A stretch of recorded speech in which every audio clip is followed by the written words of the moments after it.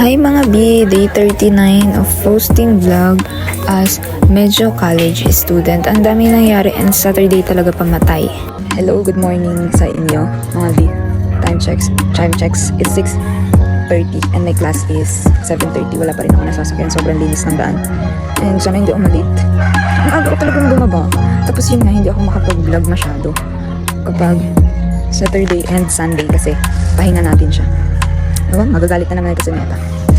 Ang sayo-sayo ko dito kasi out of nowhere may lumabas sa tricycle and 6:45 nakasakay na rin ako. 7:30 yung class namin kasi pag na-late dito, meron kaming ipe-perform na may 5 points. Pag hindi ko nagawa yun, bawas ka na agad ng 5 points. Kaya talagang maaga kapag Saturday class, kahit nakakatamad kailangan maging maaga. So here, nag-start na si Mama mag-discuss. Inumpisahan muna yung mga about sa exam namin next week and nagpalong quiz lang siya and discussion. Nagawa rin kami ng video vlog sa kanya, parang pinaka-major project na namin.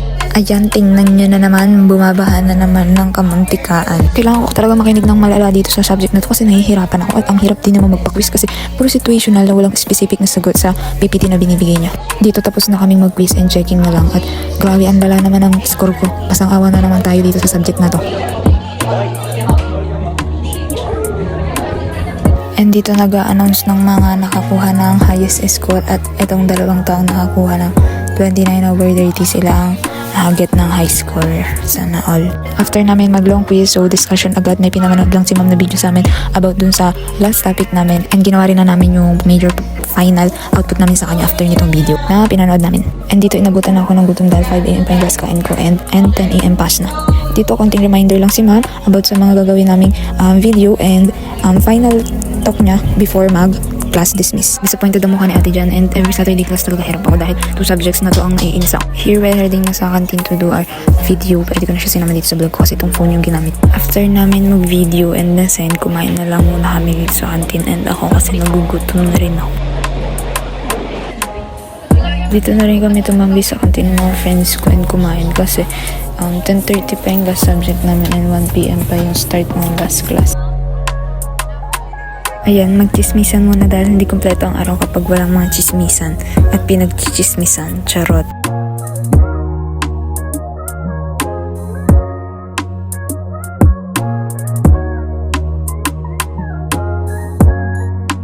So dito pumunta na rin kami sa aming last subject.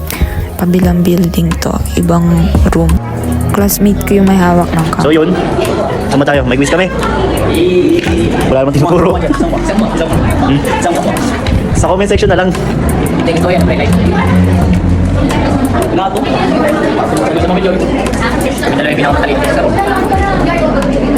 Ano lang sa story, ano?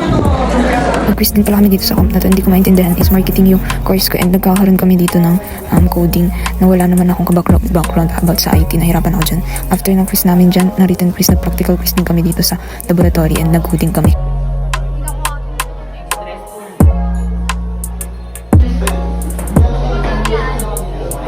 Jowa ko yan guys, bagay ba kami mga li. Visit na yan, pa-video-video pa ako dito nung umpisa tapos grabing gala naman ng coding na ginawa ko. Hindi pa ako tumingin sa kabila kong kaklase, hindi ko makakagawa. And dito tapos na kami, hindi ko na na-video yung mga pinagdaanan ko pero nahirapan talaga ako.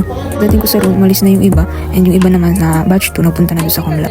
Kaya dito pinagpasyan kong umuwi na rin dahil inis na inis ako ngayong Sabado. Eto mga CM ko, batch 3 sila nagwe-wait dun sa batch 2 sa Comlab. Nag-quiz kami sa comp, nag-coding kami, visit na yan. Walang kaalam-alam, may background sa IT.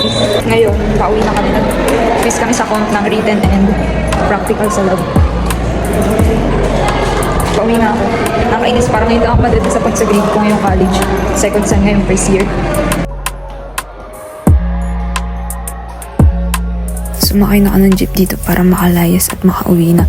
And kapag talaga makakuha ka ng mga babang score sa mga quizzes na yan na hindi mo expected, mapapasabi ka na lang talaga na masaya ka at buhay ka at masasabi mo talaga yung quotes na grade doesn't define your future. Sakay ng tricycle dito, naghihintay ako lagi ng kasabay kasi ang mahal-mahal kapag nag-special ka. Nakita ko sa inyo yung school nung high school ako. Ang daming memories dyan na naiwan at gusto ko sanang balikan. Kaso, syempre, life is moving so we must keep moving as well. So, ayan, hanggang dito na lang ang aking pag-rant and pag-video. And thank you guys for watching. Good night, bye-bye, stay safe. Follow me for more nonsense fucking video.